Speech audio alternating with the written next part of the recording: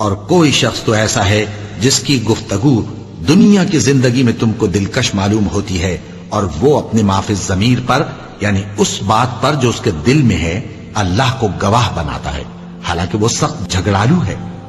اور جب پیٹ پھیر کر چلا جاتا ہے تو زمین میں دوڑتا پھرتا ہے تاکہ اس میں فتنہ انگیزی کرے اور کھیتی کو برباد اور انسانوں اور حیوانوں کی نسل کو نابود کر دے، اور اللہ فتنہ انگیزی کو پسند نہیں کرتا۔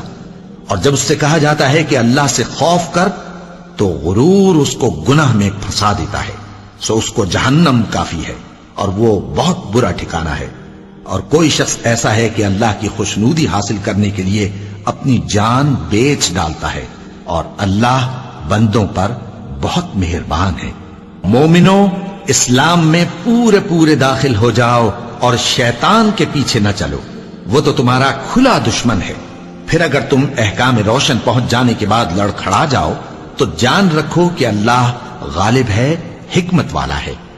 کیا یہ لوگ اسی بات کے منتظر ہیں کہ ان پر اللہ کا عذاب بادل کے سائبانوں میں آ نازل ہو اور فرشتے بھی اتر آئیں اور کام تمام کر دیا جائے؟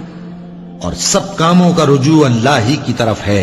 اے پیغمبر، بنی اسرائیل سے پوچھو کہ ہم نے ان کو کتنی کھلی نشانیاں دیں، اور جو شخص اللہ کی نعمت کو اپنے پاس آنے کے بعد بدل دے تو اللہ سخت عذاب کرنے والا ہے۔ اور جو کافر ہیں ان کے لیے دنیا کی زندگی خوشنما کر دی گئی ہے اور وہ مومنوں سے تمسخر کرتی ہیں، لیکن جو پرہیزگار ہیں وہ قیامت کے دن ان سے اوپر ہوں گے، اور اللہ جس کو چاہتا ہے بے حساب رزق دیتا ہے۔